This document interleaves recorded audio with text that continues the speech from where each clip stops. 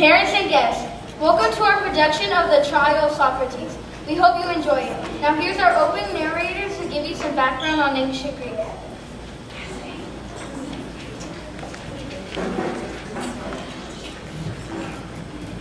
Athens was a Greek city-state that had once been ruled by a few powerful aristocratic leaders and sometimes by tyrants. In the year 500 BC, Athens created a democracy based on the idea of citizenship. Although the number of citizens was limited, Athens became the first democracy in the Mediterranean world. This form of government lasted about 107 years, from 500 BC to about 330 BC.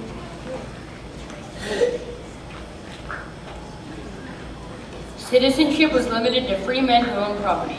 Women, slaves, foreigners, and men without property were not citizens. Modern ideas of democracy, including the rule of law, majority rule, and the idea of a government run by the people, developed in this ancient Greek city. In the time of Socrates, Athens was a city of about 400,000 people, but about 250,000 were slaves. Athens has been a great power in Greece with a great deal of wealth, a powerful navy, and a successful army. Athens was eventually defeated by other city-states led by Sparta in 404 BC.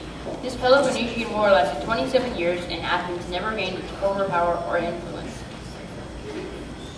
Socrates was one of the most famous citizens of Athens. He was known for his learning and was often regarded as a great teacher and philosopher.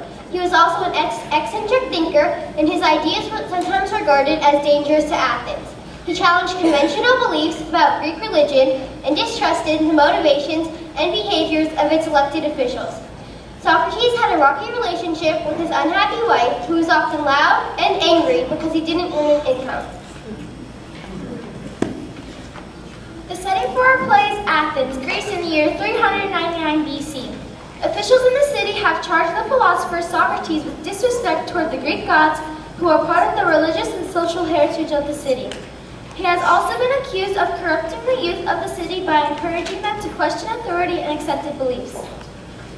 Socrates was one of the most famous citizens of Athens, a once powerful Greek city-state that had been defeated by its enemies. Socrates had been a brave and competent soldier in his youth. He owned a small home and inheritance and did not work for a living. He spent most of his adult life wandering the streets, discussing politics, the meaning of life, religion, philosophy, and current events. He upset the political leaders and public officials of Athens because the questions he asked either made fun of them or challenged their decisions. He has been brought to trial before a group of citizens who will serve as his judges and determine his fate.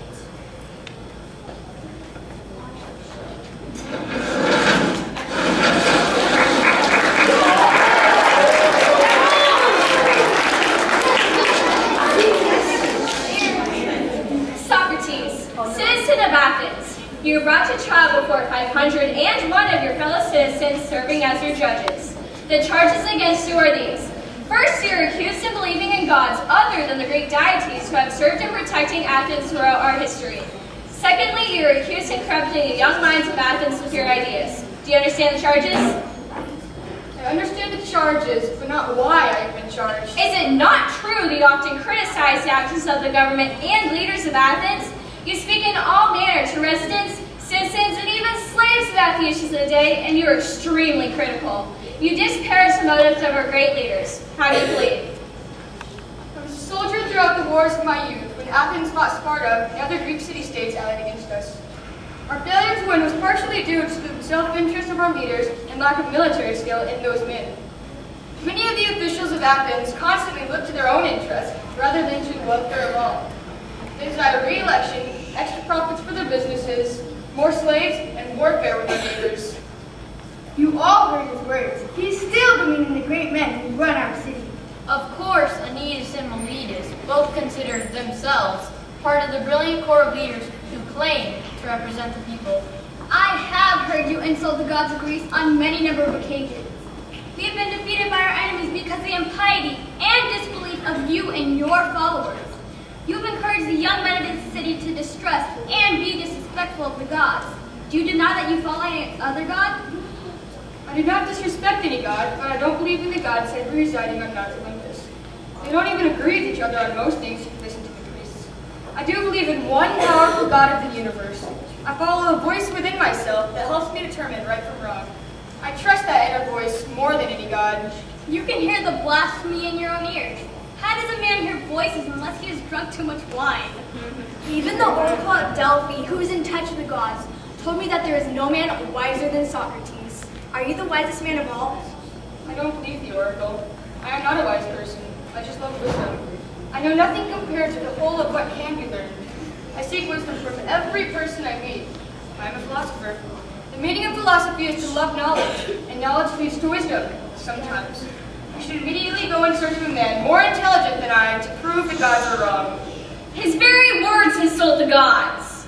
My teacher, Socrates, believes the only way to find truth is to believe you know nothing. This is not an insult to the gods. It is simple humility. He is the most intelligent man I have ever known. Socrates, do you wish to start yourself on a mercy with these judges and possibly save your own life? If I wished to seek mercy, I would have brought my wife and children to beg for me. I did not choose to do so. It's a good thing he didn't bring his wife. She's forever nagging and screaming at the poor man in her loud, thundering voice. One time, she set a jug of water over the door and it fell on his head.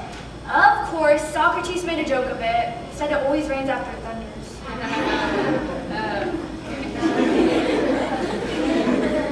You've also been accused of disrespect toward Athens. Are you a true citizen of Athens? I'm not a citizen of Athens, or even of Greece. I am a citizen of the world.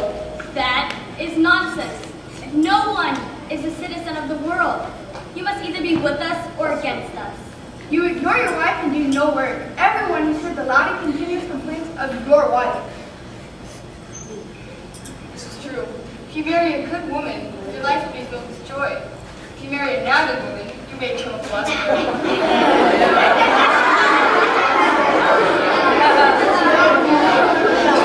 You're to be found daily, walking in the streets, talking, well, especially idle youths.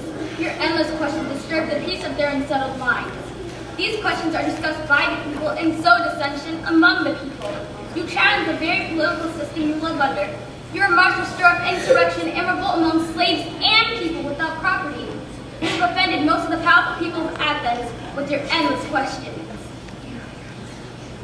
If I do not question, I cannot learn. My very purpose in life is to seek what I do not know and spread what I do know to others. Don't you, all of you, feel ashamed at what you do not know? The very soul of man seeks knowledge. We have heard enough of this man's testimony. His own words condemn him. Let the judges be counted. A total of 281 of the 501 citizens who served as judges in the trial of Socrates voted for his guilt on the charge of disrespect for the gods. The punishment was death, but often exile from the city was offered instead. Socrates, do you wish to ask for exile from Athens instead of the death sentence that's been handed down? No, I believe in law, even when it is wrong. The law is not perfect, but it must guide the way I live. Today you may judge me, but in the future, history will judge you. It is my good fortune to have been born in Socrates' lifetime to have been his student. He is the most honorable man in all of Athens. Socrates was allowed to drink a cup of hemlock, a deadly poison. He died peacefully, believing that death would free his spirit.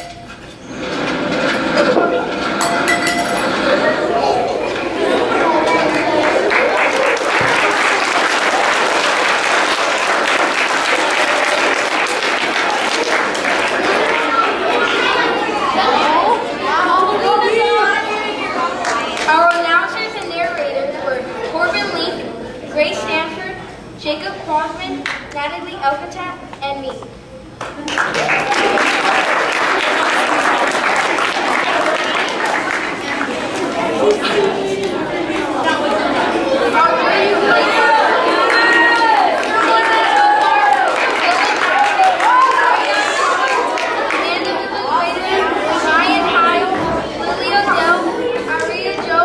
Austin Oliver, and Aiden Banda.